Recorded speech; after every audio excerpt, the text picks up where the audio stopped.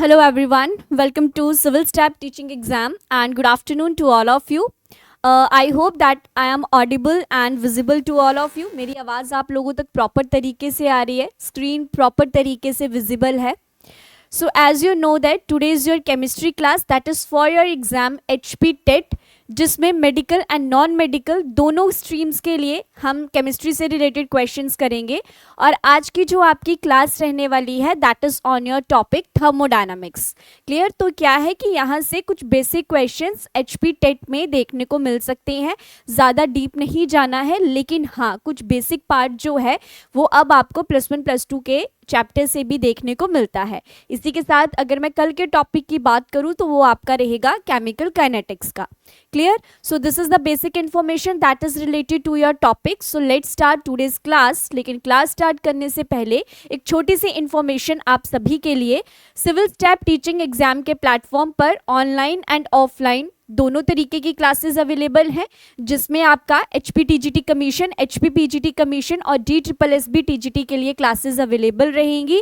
और इसी के साथ आप सिविल स्टाफ हिमाचल ऐप को भी डाउनलोड कर सकते हैं, क्योंकि जितना भी आपको स्टडी मटेरियल या आप डेमो लेक्चर्स देखेंगे, इसके अलावा फ्री करंट अफेयर मैगजीन्स, वो सारी की सारी आपको मिलेंगी इसी पोर्टल के ऊपर. Right now in courses you get some special features like you got the personalized mentorship. Live online lectures देखने को मिलते हैं. Then study material hard copy and soft copy दोनों में अवेलेबल है. Mock test are there, free current affair magazines and the weekly doubt sessions जो कि आपको लाइव देखने में मिलते हैं. Clear? So this is the basic information that is related to your courses. Now let's start today's class where the first question is this, and the question is which of the following is not a state function. तो question ये पूछा जा रहा है कि इसमें से कौन सा आपका स्टेट फंक्शन नहीं है. ऑप्शन में है internal energy, enthalpy, work and entropy. तो देखो हमारे पास दो फंक्शंस होते हैं. एक हमारे पास रहता है स्टेट फंक्शन और एक आपके पास रहता है पाथ फंक्शन. क्लियर? और पाथ फंक्शन में हमारे पास क्या होता है कि हम प्रॉपर पाथ के बारे में बात करती है कि किस तरीके से रिएक्शन हो रही है. स्टेट में आपके पास क्या होता है, हम सिर्फ इनिशियल और फाइनल पोजीशन के साथ काम करते हैं. ठीक है? What ever be the beach का रास्ता कैसा है, इट डजेंट मैटर. हमें एक इनिशियल स्टेट चाहिए, एक फाइनल स्टेट चाहिए, उसे हम क्या कहते हैं, स्टेट फंक्शन कहते हैं. अभी जैसे देखो ऑप्शंस में आपके पास बहुत सारी चीजें दी गई हैं. सो what do you think? Question में पूछा गया था विच of the following is not a state function. इसमें से कौन सा स्टेट फंक्शन नहीं है? So here the right answer is what, that is option A, क्योंकि इंटरनल एनर्जी जो है वो आपके पास एक स्टेट फंक्शन नहीं है. ठीक है? अगर मैं इसके एक्सप्लेनेशन की बात करूं so I can say state function में क्या है, जहां पे सिर्फ state of the system matter करती है. और पाथ फंक्शन में आपके पास क्या है कि प्रॉपर पाथ किस वे से रिएक्शन किस तरीके से गई है, उसे हम कहते हैं path function. So just remember internal energy is not a state function. अगर मैं इसको थोड़ा सा और एक्सप्लेन करती हूँ तो यू कैन से कि स्टेट फंक्शन इन थर्मोकेमिस्ट्री कैसा रहता है. This is your state 1 and this is your state 2. तो देखो स्टेट 1 में this is your initial state and this one is your final state. बीच में किस तरीके का क्या रास्ता रहा है इसके ऊपर हम विचार नहीं करेंगे. और इसीलिए कहा गया है कि स्टेट फंक्शन में सिर्फ स्टार्टिंग और एंड पॉइंट्स को जो है हम महत्व देते हैं. और इसी तरीके से यू कैन से कि these are the state function properties because their values does not rely on path. So you can say temperature. So हम सिर्फ इतना देखते हैं ना कि इनिशियल में टेम्परेचर 20 था, फाइनल में जो है या तो इंक्रीज होगा या तो डिक्रीज होगा, बीच में कम हो रहा है ज़्यादा हो रहा है, इट डजेंट मैटर. ठीक है? और ना ये आपके एग्जाम के लिए one of the most important topic है. एक आपके पास स्टेट फंक्शन हो गए, पाथ फंक्शन हो गए, एक्सटेंसिव प्रॉपर्टीज होगी, इंटेंसिव प्रॉपर्टीज होगी, टाइप्स ऑफ सिस्टम हो गया, उसके बाद साइन कन्वेंशंस हो गए. According to your TET level exam ये क्वेश्चंस बहुत ज़्यादा इंपॉर्टेंट रहेंगे. राइट? इसी के साथ pressure is also the state function, energy, volume and the mass one also. Clear? So this is all about this question. Now the next thing, this is your question number 2 and question number 2 में क्या पूछा जा रहा है, that among them intensive property is. तो आपको बताना है कि इसमें से कौन सी इंटेंसिव प्रॉपर्टी एग्जिस्ट कर रही है. ऑप्शन में था मास, वॉल्यूम, सरफेस टेंशन, एंथैल्पी। अब देखो आपके पास दो प्रॉपर्टीज होती हैं, एक आपके पास रहती है एक्सटेंसिव प्रॉपर्टी और एक आपके पास रहती है that is your intensive property. ठीक है, तो इंटेंसिव में ऐसे याद रख लेना दैट इट इज इंडिपेंडेंट और ये रहती है dependent on the amount of the substance. ठीक है, और यहाँ पे क्या होता है, इंडिपेंडेंट रहता है from the amount of the substance. So options आपके सामने है, तो क्या लगता है यहाँ पे सही आंसर होगा? Okay, so here the right answer is what, that is option C, क्योंकि ऑप्शन सी आपके पास क्या रहेगा, यहाँ पे एक इंटेंसिव प्रॉपर्टी आपके पास एग्जिस्ट करेगी। क्लियर है? सो इंटेंसिव प्रॉपर्टी के बारे में ही यहाँ पे पूछा गया था। सो जस्ट देखिए कि इंटेंसिव में क्या था, that do not depend upon the amount of the matter in the substance, कि कितना मैटर है, अमाउंट कितना है, वो इंटेंसिव प्रॉपर्टीज में मैटर नहीं करता है। इनसे याद रख लेना इंडिपेंडेंट है। तो जैसे अगर मैं बात करूँ टेम्परेचर की, तो टेम्परेचर में अमाउंट मैटर नहीं करता। अगर एक सिस्टम और वो 25 डिग्री सेल्सियस पर एग्जिस्ट कर रहा है तो वो सारा ही एग्जिस्ट करेगा, चाहे वो कम है चाहे फिर वो ज्यादा है। इसी के साथ बॉइलिंग पॉइंट हो गया, पर्टिकुलर एक डेफिनेट वैल्यू रहेगी, कॉन्सेंट्रेशन एंड द लश्यर। और इसी तरीके से अगर मैं एक्सटेंसिव प्रॉपर्टी की बात करती हूँ तो देखो वेट में क्या होता है, पर्टिकुलर हमारे पास एक अमाउंट रहता है, हर बॉडी का अपना एक वेट रहता है। इसी तरीके से लेंथ, हर सिस्टम की पर्टिकुलर एक लेंथ होती है, तो अमाउंट मैटर कर रहा है। वॉल्यूम में भी, वॉल्यूम में तो चलो अमाउंट मैटर करेगा ही। इसी तरीके से एंट्रोपी में भी आपके पास क्या होगा, आपका जो अमाउंट है वो आपका मैटर करेगा। Clear? So this is the basic difference and again I said these two are very very important, so please इनको एक बार जो है वो आपने जरूर चेक करना है, राइट? इसी के साथ नेक्स्ट चलते हैं। This is your question number 3 and question number 3 में पूछा जा रहा है, in a reversible isothermal process the change in internal energy is। तो आपके पास क्या है, आइसोथर्मल प्रोसेस है। आइसोथर्मल प्रोसेस में क्या होता है, temperature is equals to constant रहता है। तो यहाँ पे वो पूछ रहा है कि जब आप इंटरनल एनर्जी को चेक करेंगे तो उसकी कितनी वैल्यू यहाँ पे एग्जिस्ट करेगी। सो ऑप्शन में था 0, पॉजिटिव, नेगेटिव या फिर नन ऑफ दीज। तो चेक करो इसमें कि क्या हो सकता है आपके पास, यहाँ पे क्या चीज जो है वो आपको यहाँ पे देखने को मिलेगी। हाँ जी, बताएंगे। Okay, so here the right answer is what, that is option A, क्योंकि वहां पे आपके पास 0 इंटरनल एनर्जी उस टाइम एग्जिस्ट करेगी।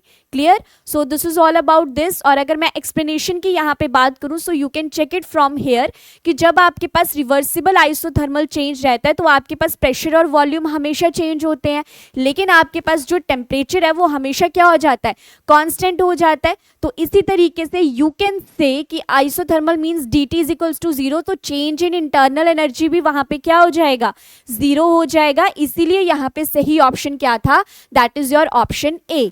ठीक है, तो यहाँ पे और भी बहुत सारी चीजें दी गई हैं और भी है, जैसे कि इंटीग्रेशन के बाद बात करूँ तो आपका क्या बनता है, RT log of V2y V1 बनता है, RT dVy V बनता है। सो इस तरीके से आपको एक्सप्रेशंस जो हैं वो यहाँ पे देखने को मिल सकते हैं। क्लियर? इसी के साथ मैं चलूंगी थोड़ा सा आगे की तरफ, that is your question number 4 and the question number 4 is this, if gas at constant temperature and pressure expand then it's। अगर आपके पास एक कोई गैस है और वहां पे टेम्परेचर और प्रेशर आपके पास क्या है, कांस्टेंट है, तो उस टाइम पे जो नेचर है वो किस तरीके का रहेगा, एंट्रोपी इंक्रीज होगी और फिर डिक्रीज करेगी, या इंटरनल एनर्जी इंक्रीज कर जाएगी, या इंटरनल एनर्जी सेम रहेगी, या फिर इंटरनल एनर्जी डिक्रीज करेगी। पहले क्वेश्चन ध्यान से देख लेना। उन्होंने बोला कि कोई गैस है, टेम्परेचर कांस्टेंट और प्रेशर भी कांस्टेंट है, और अगर वहां पे गैस एक्सपैंड कर रही है तो आपको किस तरीके की चीजें वहां पे देखने को मिल सकती हैं। ठीक है, तो देखो वॉल्यूम इंक्रीज हो रहा है ना, एक्सपैंड हो रहा है। तो here the right answer is what, that is option C, कि इंटरनल एनर्जी वहां पे क्या रहेगी, वो आपके पास सेम रहेगी। So that is why question number 4 का जो सही आंसर है वो क्या रहेगा, that is your option C is the right answer here, right? इसी तरीके से क्वेश्चन नंबर 5 है, which of the following pair of a chemical reaction is certain to result in spontaneous reaction. वो बोल रहा है कि इसमें से केमिकल रिएक्शन का कौन सा ऐसा पेयर है जो आपको स्पॉन्टेनियस रिएक्शन मतलब कि फिजिबल रिएक्शन के बारे में बताता है। ठीक है।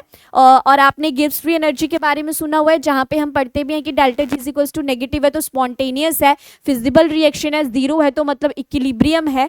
सो आप मुझे यहाँ पे बताएंगे कि कौन सा पेयर आपको बताता है कि पर्टिकुलर रिएक्शन स्पॉन्टेनियस है या नहीं है। तो क्वेश्चन में तो वैसे स्पॉन्टेनियस फिजिबल के बारे में ही पूछा गया है।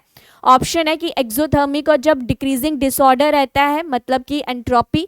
नेक्स्ट है कि एंडोथर्मिक रिएक्शन होती है और इंक्रीजिंग डिसऑर्डर है, एक्सोथर्मिक एंड इंक्रीजिंग डिसऑर्डर है, या फिर एंडोथर्मिक एंड डिक्रीजिंग डिसऑर्डर है। So what do you think what would be the right answer here? So yes, here the right answer is what, option C, क्योंकि अगर कोई reaction आपके पास हो रही है तो वो एक्सोथर्मिक होगा और एंट्रोपी आपको वहां पे इंक्रीज होते हुए देखने को मिलेगी, तभी आपके पास एक पर्टिकुलर रिएक्शन एग्जिस्ट करती है।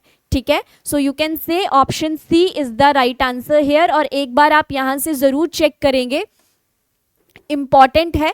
तो मैंने क्या कहा था, स्पॉन्टेनियस रिएक्शन के लिए हमने बात की थी। तो देखो ये स्पॉन्टेनियस है और हम देखना यहाँ पे आपका डेल्टा एस क्या होता है, मतलब डेल्टा एस एंट्रोपी क्या हो रही है, इंक्रीज हो रही है। और जब आपके पास रिएक्शन फिजिबल होती है तो delta G is equals to क्या आता है, नेगेटिव आता है। और इसी तरीके से जो रिएक्शन है वो किस तरीके की होगी, दैट इज योर एक्सोथर्मिक, मतलब कि डेल्टा एच की वैल्यू भी क्या रहेगी, नेगेटिव रहेगी। तो हमारे पास क्या होता है, delta G is equals to delta H minus T delta S. Clear? तो इस तरीके से अगर डेल्टा एच भी नेगेटिव है और इस तरीके से यू कैन से कि स्पॉन्टेनियस रिएक्शन हो रही है। इसी तरीके से जब आपके पास क्या होता है कि एक्सोथर्मिक है, मतलब माइनस डेल्टा एच है, और अगर आपके पास एंट्रोपी डिक्रीज हो रही है तो यू कैन से कि वहां पे एक लो टेम्परेचर के ऊपर ही आपकी रिएक्शन जो है वो स्पॉन्टेनियस फॉर्म में एग्जिस्ट करती है। और इसी तरीके से आप यहाँ से एंडोथर्मिक रिएक्शंस के बारे में भी चेक कर सकते हैं। सो this is all about the question number 5। Next चलते हैं। इस क्वेश्चन को थोड़ा सा ध्यान से पढ़ेंगे, इंपॉर्टेंट है। Clear? Identify the correct statement regarding the entropy. So with respect to entropy you have to find out the which is the correct statement hair.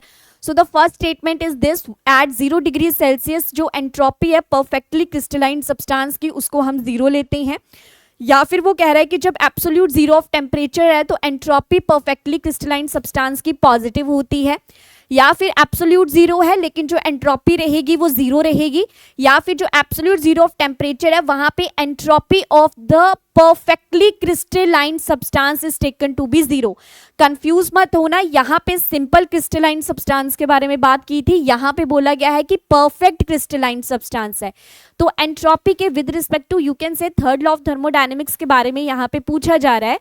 तो क्या लगता है यहाँ पे सही स्टेटमेंट है? एक बात तो ये कि डेफिनेशन बेस्ड क्वेश्चन जो है वो आप इसको कह सकते हो, right? So here the right answer is what, that is option D. तो वो कहता है कि जब आपके पास absolute zero temperature 0 kelvin exist करता है, सो यू कैन से कि तब आपके पास जितने भी परफेक्टली क्रिस्टलाइन सब्सटेंस है उनकी एंट्रोपी हमेशा हम क्या लेते हैं, जीरो लेते हैं। Clear? So according to this question, that is a question number 6, the right answer is what, that is option D. और इसी के साथ मैं कुछ थर्मोडायनेमिक्स लॉ के बारे में बताती हूँ। तो जैसे आपके पास 0th लॉ ऑफ थर्मोडायनेमिक्स होता है तो वो क्या कहता है, अगर आपके पास 3 सिस्टम है और मान लो ए बी और सी है, और ए और बी आपस में इक्विलिब्रियम है, ठीक है, और बी और सी आपस में इक्विलिब्रियम में है, तो क्या होगा, ए और सी भी अपने आप ही क्या होंगे, इक्विलिब्रियम में एग्जिस्ट कर जाएंगे। इसी तरीके से फर्स्ट लॉ ऑफ थर्मोडायनेमिक्स की बात करूं तो ये कहता है कि कंजर्वेशन ऑफ एनर्जी के ऊपर वो डिपेंड करता है। Energy can neither be created nor be destroyed, और यहाँ पे आपके पास जो है टोटल एनर्जी इक्वल रहती है। सेकेंड लॉ एंट्रोपी के साथ डील करती है और वो कहता है कि कोई भी आपके पास आइसोलेटेड सिस्टम है तो डिसऑर्डर और एंट्रोपी आपको हमेशा बढ़ती हुई देखने को मिलती है। और थर्ड लॉ की बात करूं सो यू कैन से कि किसी भी सिस्टम की एंट्रोपी है वो हमेशा अप्रोच करती है constant as temperature approaches to the absolute zero. तो जो भी हमने आंसर देखा था इसलिए वहां पे ऑप्शन डी जो है वो सही आंसर है। क्लियर? इसी के साथ नेक्स्ट क्वेश्चन है, that is your question number 7, highest entropy is in. तो आपको बताना है इन ऑप्शंस में से कि सबसे ज्यादा एंट्रोपी आपको किस केस में देखने को मिलेगी। आपके पास ऑप्शन है हाइड्रोजन है, वाटर है, ग्रेफाइट है, मरकरी है।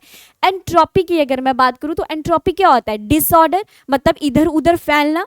तो अगर ऐसे बात करूं सॉलिड, लिक्विड और गैस में, तो सबसे ज्यादा एंट्रोपी कहाँ पे होगी? गैशियस फॉर्म में होगी, क्योंकि मॉलिक्यूल्स बहुत दूर दूर रहते हैं, फोर्सेस बहुत कम होती है, अट्रैक्शन फोर्सेस बहुत कम है और स्पेस बहुत ज्यादा है, तो ऑब्वियसली वो इधर उधर भागेंगे। तो एंट्रोपी मीन्स डिसऑर्डर। तो you have to find out कि इसमें कौन सी गैस है। अब जो गैस रहेगी उसमें एंट्रोपी ऑब्वियस सी बात है कि ज्यादा रहेगी। अगर मैं मरकरी की बात करूं तो वो लिक्विड है, ग्रेफाइट आपके पास सॉलिड है, वाटर आपके पास लिक्विड और हाइड्रोजन आपके पास क्या है? एक गैस है। तो ऑब्वियसली यहाँ पे एंट्रोपी की वैल्यू क्या रहेगी? सबसे ज्यादा आपको देखने को मिलेगी। सो here the right answer is what? Option A रहेगा आपके पास सही आंसर। क्लियर? नेक्स्ट क्वेश्चन की बात करूं, so the next question is this, which of the following statement is correct? तो आपको बताना है कि यहां पर कौन सी स्टेटमेंट आपके पास बिल्कुल सही है। ठीक है, तो थर्मोडायनेमिक्स से इस तरीके के क्वेश्चंस आपको देखने को मिल सकते हैं। सो फर्स्ट स्टेटमेंट देखिए, delta H is positive for exothermic reaction. अभी अभी आपने ऐसी कोई रिएक्शंस और ऐसा एक क्वेश्चन किया भी है जहां पे हमने एक्सोथर्मिक के with respect to delta H की वैल्यू चेक की थी। देन है कि जो डेल्टा एच है वो नेगेटिव रहता है एंडोथर्मिक रिएक्शन के लिए। नेक्स्ट है कि the heat of neutralization of strong acid and strong base is always the same. And the next one की एंथैल्पी ऑफ फ्यूजन जो है वो आपको नेगेटिव देखने को मिलती है। फ्यूजन क्या होता है? जब आप सॉलिड से कहाँ जाते हो? लिक्विड में जाते हो, और वहां पे क्या होता है? आपको हीट प्रोवाइड करनी पड़ती है। सो क्वेश्चन में क्या पूछा गया था? That you have to find out the correct statement here. So yes, here the right answer is what? That is option A, that for the exothermic reaction delta H जो है वो आपके पास positive भी देखने को मिलता है। क्लियर? सो क्वेश्चन नंबर 8 का ऑप्शन ए क्या रहेगा? आपके पास सही आंसर रहेगा। So you can check it from here also कि जब मैंने हीट ऑफ न्यूट्रलाइजेशन की बात करी थी, तो हीट ऑफ न्यूट्रलाइजेशन आपके पास क्या होता है? The heat released when 1 mole of water is formed from the neutralization of an acid and a base. As we know acid plus base is equals to salt plus water. तो उसी को हम क्या कहते हैं? न्यूट्रलाइजेशन एनर्जी जो है वो उसे कहा जाता है।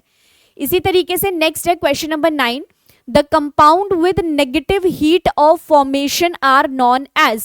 तो जहां पे हीट ऑफ फॉर्मेशन की नेगेटिव वैल्यू आपके पास एग्जिस्ट करती है, आप उसे क्या कहते हो? ऑप्शन में था endothermic compound, exothermic compound, heat of formation compound, या फिर नन ऑफ द अबव। तो सोचो थोड़ा सा यहाँ पे क्या हो सकता है। What would be the right answer of question number 9? Okay, so here the right answer is option B, क्योंकि जहां पे डेल्टा एच की वैल्यू नेगेटिव है वहां पे आपके पास देखने को मिलेगी एक्सोथर्मिक कंपाउंड जो है वो उसे कहा जाता है। क्लियर? सो क्वेश्चन नंबर 9 का ऑप्शन बी क्या है? बिल्कुल सही आंसर है। आप यहां से भी एक बार चेक कर सकते हैं, these are the energy level diagram of exothermic and endothermic reaction. तो this is your graph between potential energy and the reaction progress. तो एक्सोथर्मिक रिएक्शन में आपके पास क्या होता है? रिएक्टेंट्स है, और बहुत जल्दी आप यहाँ पे एक्टिवेशन एनर्जी को कवर करते हो और आपके पास जल्दी से क्या बन जाते हैं? प्रोडक्ट्स की फॉर्मेशन हो जाती है।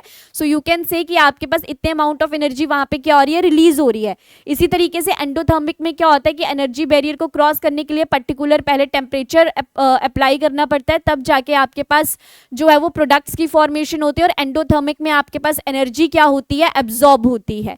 क्लियर? तो delta H is equals to negative, मतलब कि एनर्जी रिलीज हो रही है। So that is why it is known as the exothermic compound जो है वो इसे कहा जाएगा। राइट? चलो नेक्स्ट चलते हैं। सो this is your question number 10, if a chemical reaction is accompanied by the evolution of heat then it is। अगर आपके पास एक ऐसी केमिकल रिएक्शन है जहां पे आपको एवोल्यूशन ऑफ हीट, मतलब कि हीट बाहर जाते हुए देखने को मिल रही है, तो इस टाइप की रिएक्शन को हम क्या कहते हैं?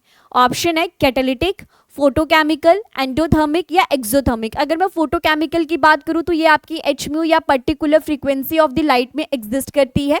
कैटालिटिक रिएक्शन जो है वो कैटलिस्ट की प्रेजेंस में होती है। एंडोथर्मिक में आप क्या करते हो? हीट को एब्जॉर्ब करते हो, और एक्सोथर्मिक में क्या होता है? हीट को क्या किया जाता है? रिलीज किया जाता है। ठीक है? So here the right answer is what? Option D, क्योंकि हीट यहां से रिलीज हो रही है तो इसे हम क्या कहेंगे? एक्सोथर्मिक रिएक्शन जो है वो इसे कहा जाता है। राइट? चलो नेक्स्ट चलते हैं।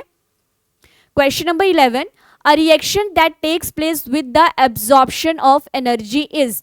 सो you have to ask here कि आपको इसमें से वो वाला ऑप्शन चूज करना है जहां पे आपको एब्जॉर्प्शन ऑफ एनर्जी, मतलब कि आप टेम्परेचर को, हीट को प्रोवाइड कर रहे हो, right, kind of endothermic reaction.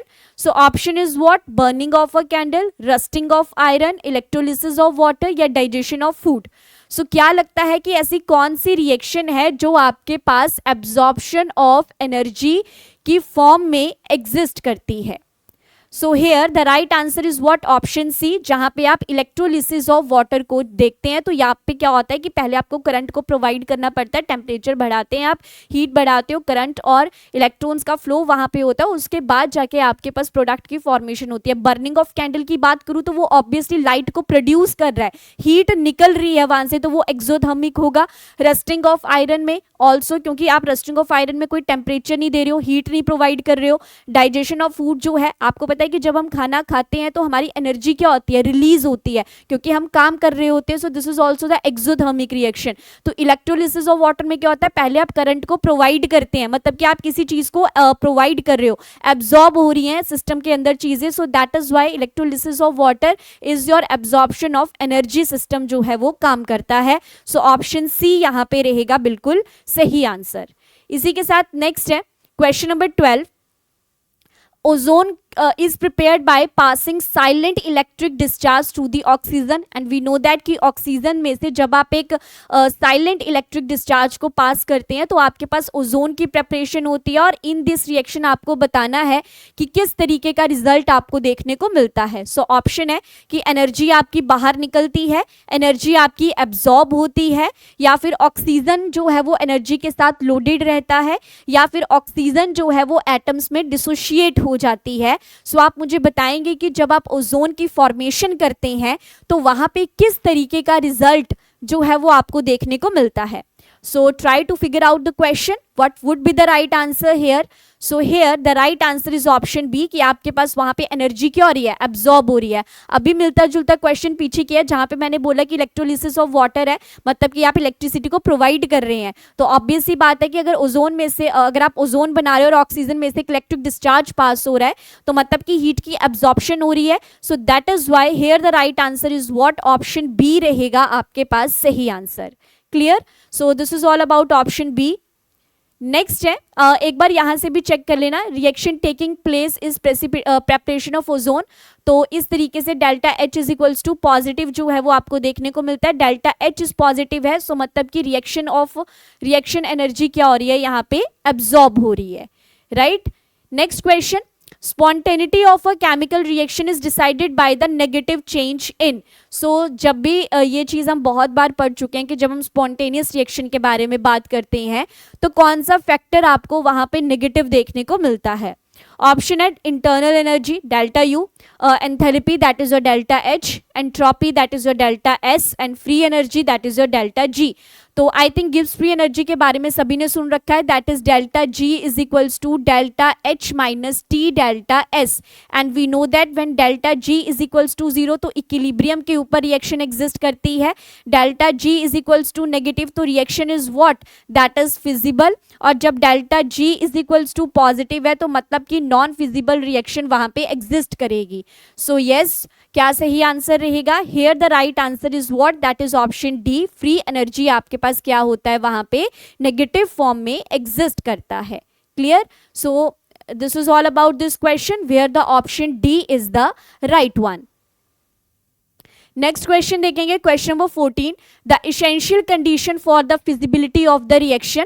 तो वही क्वेश्चन पूछा जा रहा है कि जब आपके पास एक रिएक्शन जो है वो फिजिबल रहती है तो वहां पे कौन कौन सी कंडीशंस आपके पास एग्जिस्ट करेंगी. सो ऑप्शन था the reaction should be exothermic, की रिएक्शन एक्सोथर्मिक होनी चाहिए, या फिर जो एंट्रोपी ऑफ प्रोडक्ट है वो लार्ज होनी चाहिए रिएक्टेंट से, या फिर जो रिएक्शन है वो फ्री एनर्जी डिक्रीज के साथ एग्जिस्ट करनी चाहिए, या फिर जो रिएक्शन है उसमें हाई एक्टिवेशन एनर्जी होनी चाहिए. तो देखो मुझे लगता है ये क्वेश्चन डुएबल है. आराम से पहले क्वेश्चन देख लो, किसके बारे में पूछा गया था? रिएक्शन की फिजिबिलिटी के बारे में पूछा गया था, जो अगेन हम गिव्स फ्री एनर्जी के विद रिस्पेक्ट टू एक्सप्लेन कर सकते हैं. क्लियर? तो बताओ कि क्या सही आंसर यहाँ पे हो सकता है. So yes, here the right answer is what, that is option C, कि अगर आपके पास डेल्टा जी की वैल्यू क्या हो रही है, नेगेटिव हो रही है, तो दैट मीन्स कि वो रिएक्शन आपके पास क्या रहेगी, फिजिबल इन नेचर आपको देखने को मिलेगी. मतलब वो रिएक्शन क्या रहेगी, आपके पास स्पॉन्टेनियस रिएक्शन जो है वो उसे कहा जाएगा. Clear? So this is all about this question. Now the question number 15, देखो एक बार क्वेश्चन में क्या कहा गया है. Adsorption of gases on solid surface is generally exothermic because. तो ये कह रहा है कि जब आप ना सॉलिड को किसी चीज के ऊपर रखते हो तो वहां पे क्या होता है, एड्सॉर्प्शन होती है. एड्सॉर्प्शन क्या होता है, जहां पे चीजें सरफेस ऑफ द सिस्टम के ऊपर एग्जिस्ट करती हैं. और ये क्या है, एक्सोथर्मिक रिएक्शन है. ऐसा किस वजह से, मतलब कि वहां पे आपको हीट रिलीज होते हुए देखने को मिल रही है. सो ऐसा किस वजह से होगा. ऑप्शन है क्योंकि एंथैल्पी पॉजिटिव है, एंट्रोपी डिक्रीज कर रही है, एंट्रोपी इंक्रीज कर रही है, या फिर फ्री एनर्जी इंक्रीज कर रही है. और मैंने कहा रिएक्शन कैसी है, एक्सोथर्मिक रिएक्शन है. सो क्या लगता है यहाँ पे सही आंसर हो सकता है. Okay, so here the right answer is what, that is option B. वहां पे क्या होता है, एंट्रोपी आपको कम होते हुए देखने को मिलती है. सो जब जब आप एड्सॉर्प्शन करेंगे तो चीजें क्या होंगी, सरफेस के साथ स्टिक हो जाएंगी, स्टेबल हो जाएंगी कहीं ना कहीं. तो ऑब्वियसली जो डिसऑर्डर था वो वहां पे क्या हो जाएगा, कम हो जाएगा. क्लियर? नेक्स्ट है question number 16. When a gas undergoes adiabatic expansion it gets cool due to. तो एडियाबैटिक एक्सपेंशन के बारे में बात की जा रही है जहां पे Q इक्वल्स टू 0 होता है. और उसके बाद जब भी एक गैस एडियाबैटिक एक्सपेंशन के अंदर जाती है तो वो ठंडी हो जाती है. ऐसा किस वजह से. ऑप्शन है क्योंकि वहां पे काइनेटिक एनर्जी लूज हो रही है, या फिर वहां पे टेम्परेचर कम हो रहा है, या वेलोसिटी आपकी कम हो रही है, या फिर एनर्जी उस काम में यूज हो रही है. सो बताओ कि ये जो कूलिंग इफेक्ट वहां पे आ रहा है वो किस वजह से आपके पास एग्जिस्ट करेगा. So yes, what do you think? What would be the right answer here? Okay, so here the right answer is option B, क्योंकि वहां पे जो टेम्परेचर है वो कम हो जाएगा. और आपने ना एक चीज पढ़ी होगी, जैसे ना हम इवापोरेशन में पढ़ते थे कि कूलिंग इफेक्ट शो करता है. तो क्यों शो करता है, क्योंकि वहां पे जैसे हम इवापोरेशन करते हैं तो एनर्जी लॉस्ट होती है, मतलब कि टेम्परेचर कम हो जाता है, तो हमें वहां पे कूलिंग इफेक्ट देखने को मिलता था. सेम आप यही कॉन्सेप्ट यहाँ पे लगा सकते हो कि जब आपके पास Q इज इक्वल्स टू 0 हो गया है, हीट 0 है, टेम्परेचर कम हो गया है, तो आपके पास जो चीजें हैं वो वहां पे क्या हो जाएंगी, कूल डाउन हो जाएंगी. That is why here the right answer is what, option B रहेगा आपके पास सही आंसर.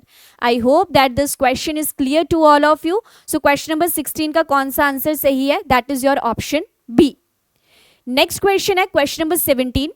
Question number 17 कहता है the heat required to raise the temperature of a body by 1 Kelvin is called. तो उस हीट को आप क्या कहते हैं जिसके द्वारा 1 केल्विन टेम्परेचर इंक्रीज करते हो किसी भी बॉडी का, तो उसे पर्टिकुलर किस टर्म से हम रिप्रेजेंट करते हैं. ऑप्शन में है स्पेसिफिक हीट की वजह से, थर्मल कैपेसिटी की वजह से, वाटर इक्विवेलेंट, या फिर none of these. So what, this is the definition based question again. So question क्या था कि heat required to raise the temperature of a body by 1 kelvin. तो देखो टेम्परेचर के साथ चीजें डील कर रही हैं. सो क्या लगता है यहाँ पे सही आंसर आपके पास हो सकता है. So here the right answer is option B, कि हम उसे क्या कहते हैं, थर्मल कैपेसिटी के नाम से हम उसको जानते हैं. यहाँ पे थर्मल कैपेसिटी आएगा या फिर ऑप्शन ए आएगा, एक बार इसको चेक करना. थर्मल कैपेसिटी क्या होता है, amount of heat needed to raise an object's temperature through 1 degree Celsius. Okay, तो यहाँ पे 1 डिग्री सेल्सियस या फिर केल्विन के हिसाब से आप कह सकते हैं. तो यहाँ पे सी क्या है आपके पास, that is delta Q by delta T है, और इसके यूनिट्स क्या होते हैं, जूल, मतलब यहाँ से जूल आ जाएगा, यहाँ पे डिग्री सेल्सियस आ जाएगा. ठीक है, और यहाँ से अगर आप क्यू निकालोगे तो सी डेल्टा टी आपको देखने को मिलेगा. Q is present in joules, delta T क्या है, डिग्री सेल्सियस और केल्विन में आपके पास प्रेजेंट करता है. सो यहाँ पे ऑप्शन बी क्या है आपके पास सही आंसर है. ठीक है जी, और इसको थोड़ा सा और एक्सप्लेन करूं, so you can check it from here. The amount of heat needed to raise the temperature of 1 kg of a substance by 1 degree Celsius. तो यहाँ पे वो कहता है कि आपको देखो क्वेश्चन में क्या पूछा गया था, the amount of heat required, मतलब इतनी तो जरूरी है, और स्पेसिफिक इसमें क्या है कि हीट नीडेड है. ठीक है, उसको जरूरत है इतनी की। So to raise the temperature of 1 kg of substance by 1 degree Celsius, तो आप उसको क्या कहते हो, स्पेसिफिक हीट। कि मतलब मान लो आपके पास 1 किलो गोल्ड है और 1 किलो वाटर और 1 डिग्री सेल्सियस इसका टेम्परेचर स्पेसिफिक इंक्रीज करना है, तो आप उसको क्या कहते हो, स्पेसिफिक हीट के नाम से उसे हम जानते हैं। और एक आपके पास था वाटर इक्विवेलेंट, तो मैं इसमें कह सकती हूँ the amount of water required to consume the same amount of heat as a substance consumed for 1 degree rise in temperature। तो मतलब कि 1 डिग्री राइज इन टेम्परेचर पे कितना अमाउंट ऑफ दी सब्सटेंस आपको कंज्यूम करना है जो कि वाटर के द्वारा होगा, उसे आप क्या कहते हो, water equivalent of the substance. And it is also equivalent to the product of the mass of the substance, और उसकी स्पेसिफिक हीट का क्या रहता है, ये प्रोडक्शन या प्रोडक्ट जो है वो आपको देखने को मिलता है। Clear? So this is all about the basic information that is related to this question. And now the next question is this: mechanical work is specially important in system that contain। अगर आप mechanical work किसी system में कर रहे हो तो वो आपको किस सिस्टम में देखने को मिलेगा? ऑप्शन में था जब आप सॉलिड और लिक्विड का सिस्टम देखते हो, जब आपके पास लिक्विड लिक्विड सिस्टम रहता है, या फिर जब सॉलिड सॉलिड सिस्टम रहता है, या फिर जब गैशियस सिस्टम आपके पास देखने को मिलता है। सो क्या लगता है यहाँ पे सही आंसर हो सकता है? एनीवन?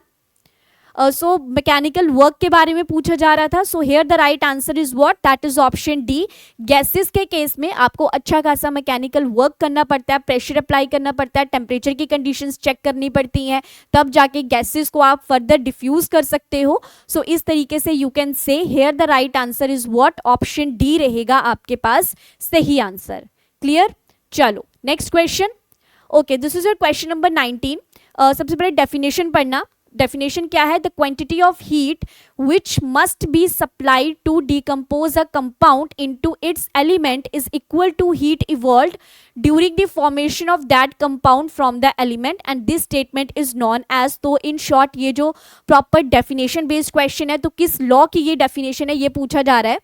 ऑप्शन में था हेजेस लॉ, जूल्स लॉ, ली चैटलियस प्रिंसिपल या लेवॉइजर एंड लैप्लेस लॉ। तो क्या लगता है? देखो यहाँ पे हम विद रिस्पेक्ट टू हीट काम कर रहे हैं। So what do you think what would be the right answer? So this is known as the Lavoisier and Laplace law के नाम से इसे जाना जाता है। अगर मैं थोड़ी सा एक्सप्लेन करूं, so हेज़ियस लॉ को एक बार देखना। देखो यहाँ पे ना अमाउंट और क्वांटिटी ऑफ हीट के बारे में पूछा गया था। अगर मैं यहाँ पे बात करूँ तो हेज़ियस लॉ आपके पास क्या है? Total enthalpy change delta H of a reaction equals to the sum of the enthalpy change occurring in each step. मतलब यहाँ पे हम फाइंड आउट करते हैं डेल्टा एच, जहाँ पे आप system delta H1 delta H2 जितने भी डेल्टा एच वहाँ पे चेंज हो रहे हैं, हम उनका क्या करते हैं, हेज़ियस लॉ में सम करते हैं। ठीक है, तो जैसे आप देख सकते हो कि रिएक्टेंट से क्या हो रहा है, प्रोडक्ट बन रहा है, तो ये अब टोटल डेल्टा एच, लेकिन स्टेप 1 भी तो रहा होगा, तो स्टेप 1 में डेल्टा H1 फिर इंटरमीडिएट फॉर्म हुआ, फिर डेल्टा H2। सो इस तरीके से जब टोटल निकलेगा तो वहां पे डेल्टा H1 और डेल्टा H2 आपको देखने को मिलेंगे। इसी तरीके से जूल्स लॉ की बात करूं तो वहां पे क्या होता है, power is equals to voltage into current जो है वो आपको देखने को मिलता है। ठीक है, so you can say P is equals to V into I रहता है। So at then P is equals to I square R जो है वो यहाँ पे आपको देखने को मिलेगा। ठीक है, और इसी के साथ ली चैटलियस प्रिंसिपल की बात करूं, this is very very important, जहां पे आप रेट ऑफ फॉरवर्ड और बैकवर्ड रिएक्शंस के बारे में पढ़ते हैं। तो ये कहता है कि जब आप किसी सिस्टम को डिस्टर्ब करते हो डायनेमिक इक्विलिब्रियम में, तो वो इक्विलिब्रियम को शिफ्ट कर देता है, that depends upon the conditions. देखो जैसे कॉन्सेंट्रेशन है और आप अगर कह रहे हो कि वहां पे रिएक्टेंट की कॉन्सेंट्रेशन बहुत ज़्यादा है, ये पॉइंट ना बहुत ज़्यादा इंपॉर्टेंट है। तो देखो यहाँ पे एक तो इक्विलिब्रियम का होना बहुत ज़्यादा ज़रूरी है और ये बता रहा है कि रिएक्शन फॉरवर्ड मूव करेगी या बैकवर्ड जाएगी।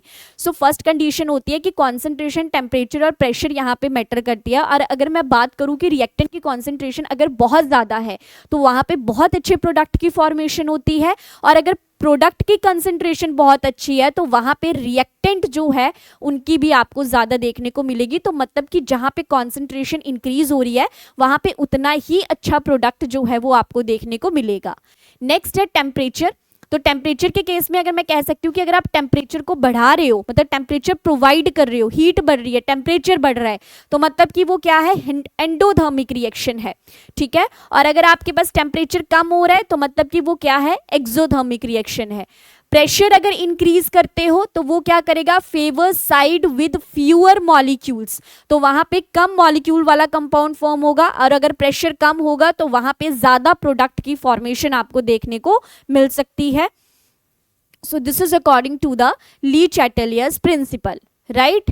नेक्स्ट है लेवॉइजर और रेपलर्स की बात करूं तो आपने जो अभी चीजें पढ़ी थी वही सेम चीज है. The quantity of heat required for the decomposition of a compound into its component equals to the heat evolved during the formation of the same quantity of the compound for the same compounds. जैसे कि आप देख सकते हो कि carbon था और साथ में आपने लिया हाफ ऑक्सीजन, तो क्या बना, कार्बन मोनोऑक्साइड बनी. डेल्टा एच की वैल्यू कितनी थी, -108.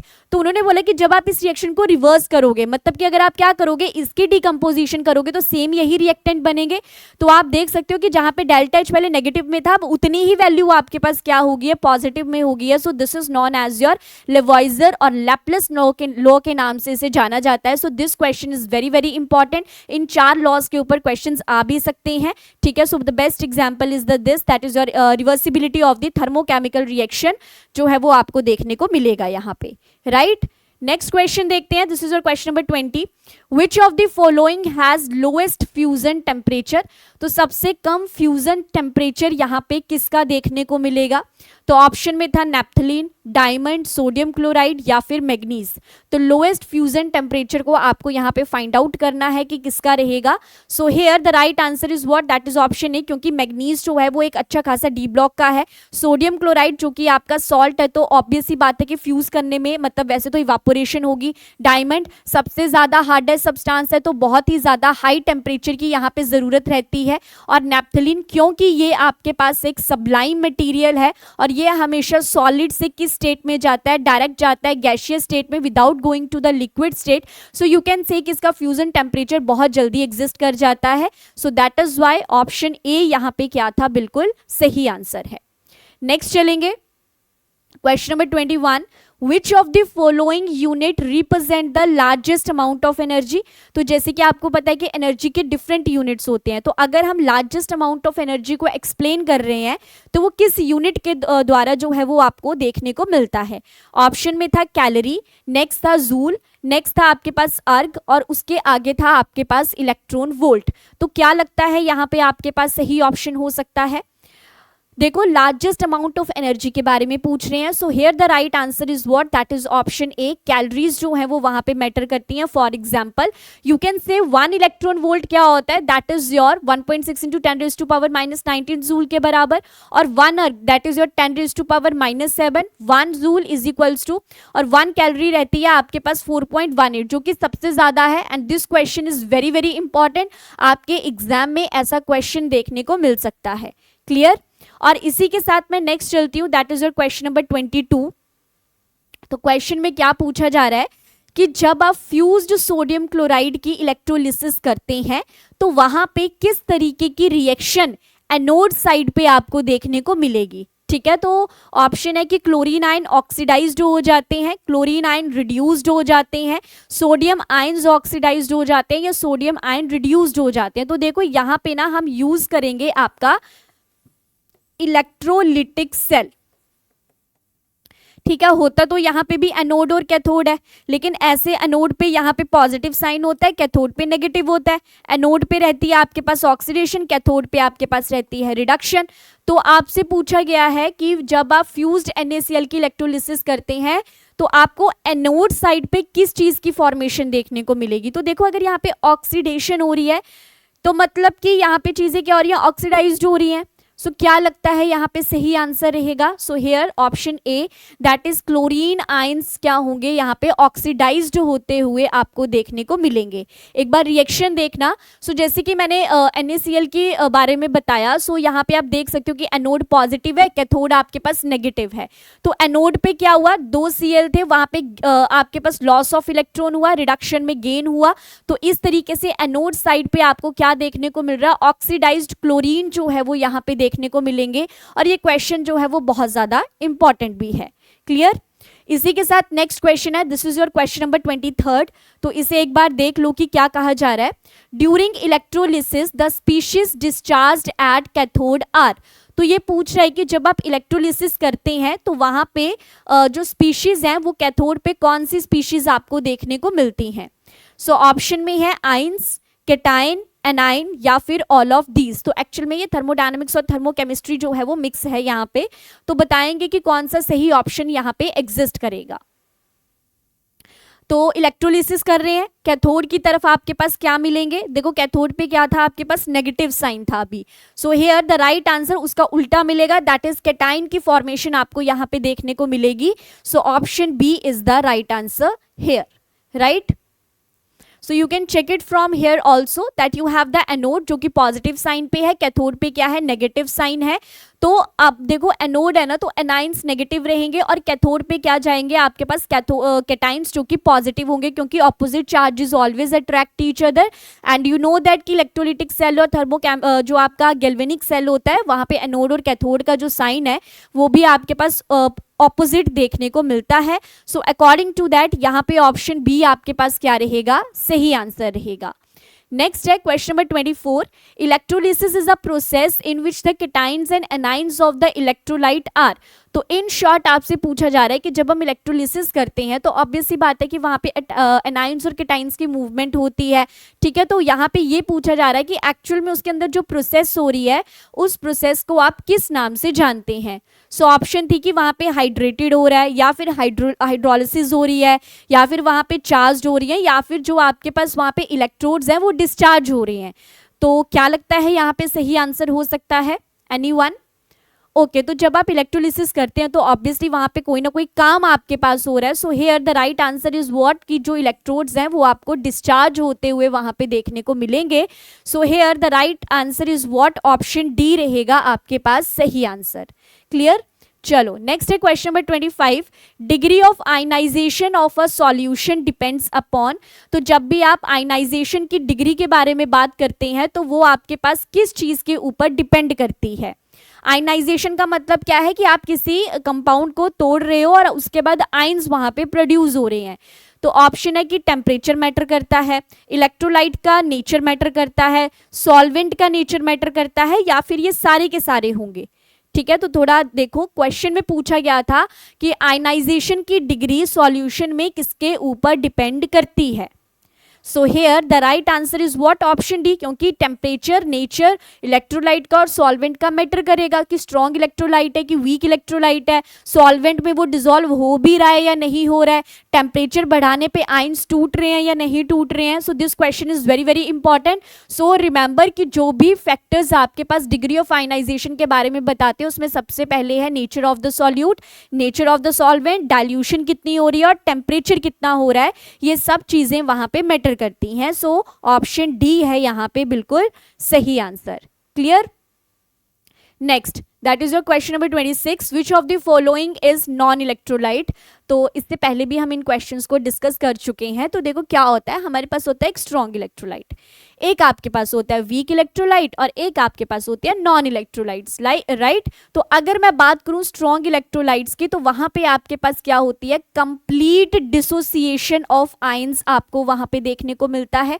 ठीक है, और इसी तरीके से अगर मैं बात करूं यहाँ पे वीक इलेक्ट्रोलाइट्स की तो वहां पे क्या होती है, पार्शियली आयनाइजेशन आपको देखने को मिलती है, और जो आपके पास रहते हैं नॉन इलेक्ट्रोलाइट्स वहां पे बिल्कुल भी डिसोसिएशन आपको देखने को नहीं मिलती है।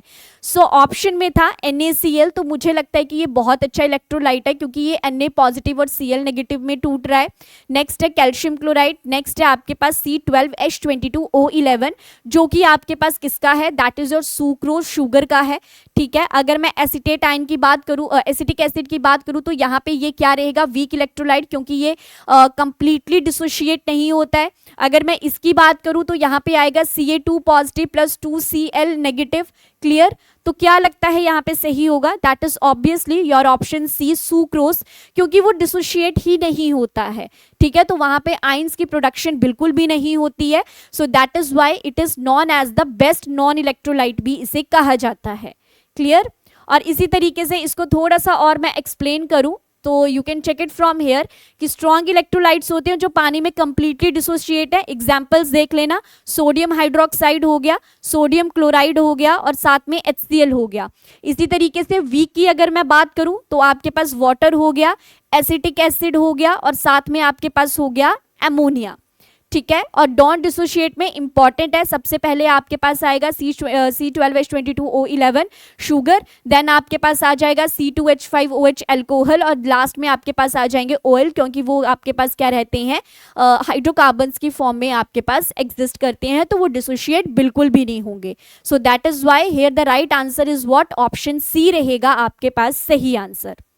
नेक्स्ट है, देखो यहाँ पे मैंने सारे एग्जाम्पल्स लगा दिए हैं क्योंकि यहाँ से ना डेफिनेटली श्योर रहता है क्वेश्चन आएगा। तो स्ट्रॉन्ग एसिड्स, स्ट्रॉन्ग बेसिस, ये सारे के सारे आपके पास क्या है, स्ट्रॉन्ग इलेक्ट्रोलाइट्स है। वीक एसिड और वीक बेसिस आपके पास वीक इलेक्ट्रोलाइट्स रहेंगे। और नॉन इलेक्ट्रोलाइट्स देख लो, इसमें वाटर भी है, देन मीथेनॉल है, इथेनॉल है, सुक्रोज है। तो जितने भी ऑर्गेनिक कंपाउंड्स आपके पास होंगे वो कैसे एग्जिस्ट करेंगे, नॉन इलेक्ट्रोलाइट्स की फॉर्म में वो आपके पास एग्जिस्ट करेंगे। क्लियर। नेक्स्ट है question number 27, unit of Faraday is. तो आपको बताना है कि फेराडे के यूनिट्स आपके पास क्या होते हैं। सो आपके पास क्या ऑप्शन है यहाँ पे, एम्पियर है, कूलम है, कूलम मोल इनवर्स है या कूलम सेकंड इनवर्स है। तो 96,500 कूलम आपने पढ़ा होगा फेराडे में। सो आपको बताना है what are the units of Faraday here, right. So here the right answer is what, that is option C, coulomb mole inverse जो है वो आपको यहाँ पे देखने को मिलेंगे। And check it from here also. देखो यूनिट ऑफ इलेक्ट्रिकल चार्ज आपके पास कितना होता है, कूलम होता है, और 1 इलेक्ट्रॉन के पास कितना चार्ज होता है, 1.6 इंटू 10⁻⁻19 कूलम। तो इसी तरीके से 1 मोल के पास कितना हो जाएगा, यू कैन से कि molar charge is equals to 9.65 into 10⁻⁴ Faraday constant. और you can check it from here also कि जब आप प्रॉपर कैलकुलेट करेंगे तो आपके पास आएगा कूलम पर मोल जो है वो आपको देखने को मिलेगा। So that is why option C is the right answer here, right. Question number 28 की बात करें तो क्वेश्चन पूछा जा रहा है कि जो फेराडेज लॉ ऑफ इलेक्ट्रोलिसिस है वो किसके साथ आपका डील करते हैं। तो थर्मोडायनेमिक्स में भी हम इसको स्टडी करते हैं। तो आप बताएंगे कि फेराडेज लॉ जो है वो किस बारे में बताता है। ऑप्शन में था कैटाइन के एटॉमिक नंबर के बारे में, एटॉमिक नंबर ऑफ एनाइन के बारे में, या equivalent weight of the electrolyte के बारे में, या फिर स्पीड ऑफ द कैटाइन के बारे में। तो आपने फेराडेज सेकेंड लॉ के बारे में पढ़ा होगा कि जितना भी आपके पास वहाँ पे डिपॉजिट या लिबरेट होता है तो वो उसके इक्विवेलेंट वेट के बराबर वहां पे चीजें देखने को मिलती हैं। सो this is actually your Faraday's second law of electrolysis जिसे कहा जाता है। सो यहाँ पे आपके पास जो सही आंसर रहेगा वो क्या रहेगा, that is option C is your right answer, equivalent weight of the electrolyte, right. चलो next question number 29, conductivity of a solution is directly proportional to. तो किसी भी सॉल्यूशन की कंडक्टिविटी किसके साथ डील करती है। ऑप्शन में था dilution, number of ions, current density, या फिर वॉल्यूम ऑफ द सॉल्यूशन। ठीक है, तो आप रेजिस्टिविटी पढ़ते हो, देन आप रेजिस्टेंस पढ़ते हो, कंडक्टिविटी पढ़ते हो, कंडक्टेंस पढ़ते हो। सो बस आपको यहाँ पे ये चीज़ बतानी है कि जो कंडक्टिविटी है वो किसके साथ आपकी डील करती है। Clear. So here the right answer is what, that is option B, that is directly proportional to the number of ions. तो जितने ज़्यादा नंबर ऑफ आयंस डिसोशिएट होंगे उतनी ज़्यादा कंडक्टिविटी आपको देखने को मिलेगी। Clear. So you can say कि कौन कौन से ऐसे फैक्टर्स है जो कंडक्टिविटी को इफेक्ट करते हैं। तो सबसे पहले size of the ion, then concentration of the sample solution, then nature of the electrolyte, number of ions present in the sample solution. So that is why option B is the right one. इसी के साथ temperature और charge of the ion भी आपके पास जो है वो matter करेगा। Clear. So again I said this question is very very important, यहां से आपके पास क्वेश्चन अराइज हो सकता है। नेक्स्ट है क्वेश्चन नंबर 30 जो कि लास्ट क्वेश्चन रहेगा। In copper zinc cell reduction occurs at the copper cathode, oxidation occurs at the copper cathode, reduction occurs at the anode, ये केमिकल एनर्जी कन्वर्ट होती है लाइट एनर्जी में। तो देखो कॉपर और जिंक सेल में same वही चीज है कि आपके पास एनोड रहेगा, देन आपके पास कैथोड रहेगा, एनोड पे नेगेटिव साइन, कैथोड पे पॉजिटिव, यहाँ पे होगी ऑक्सीडेशन, यहाँ पे होगी रिडक्शन। ऑक्सीडेशन का मतलब क्या है कि आपके पास लॉस ऑफ इलेक्ट्रॉन एग्जिस्ट करेगा, और यहाँ पे आपके पास क्या होगा, गेन ऑफ इलेक्ट्रॉन एग्जिस्ट करेगा। सो इस तरीके से चीज़ें रहेंगी, और कैथोड पे आपको हमेशा प्योर मेटल और हाइड्रोजन जो है वो देखने को मिलता है, हाइड्रोजन की एवोल्यूशन देखने को मिलती है। क्लियर। सो और अगर मैं कॉपर जिंक की बात करूँ तो this is your electrochemical cell भी इसको कहा जाता है, जहाँ पे आप केमिकल एनर्जी का यूज करके क्या करते हो, इलेक्ट्रिकल एनर्जी की प्रोडक्शन करते हो। ठीक है, तो अब चेक कर लो कि यहाँ पे कौन सा ऑप्शन जो है वो आपके पास सही रहने वाला है, copper zinc cell. So here the right answer is option A, कि यहाँ पे जो रिडक्शन है वो आपकी कहाँ पे होती है, कॉपर कैथोड पे होती है। तो ऑब्वियसली यहाँ पे आपके पास रहता है जिंक, यहाँ पे आपके पास रहता है कॉपर, तो रिडक्शन जो है वो आपको हमेशा कैथोड के ऊपर ही देखने को मिलती है। Clear. So that is why option A is the right one here. एक बार सिस्टम चेक कर लो कि कैसा रहता है। So this is your zinc anode, this is your copper cathode. इस तरीके से यू कैन से कि आपको चीजें देखने को मिलती हैं। Clear. So this is all about today's class. I hope कि जितने भी क्वेश्चंस हमने किए हैं वो आपको समझ में आ गए होंगे, और सिविल स्टेप टीचिंग एग्जाम पे जितने भी इस चैनल के ऊपर आपकी क्लासेस रहती हैं उन सब की पीडीएफ्स आपको अवेलेबल रहेंगी civil step teaching exam Telegram channel पे।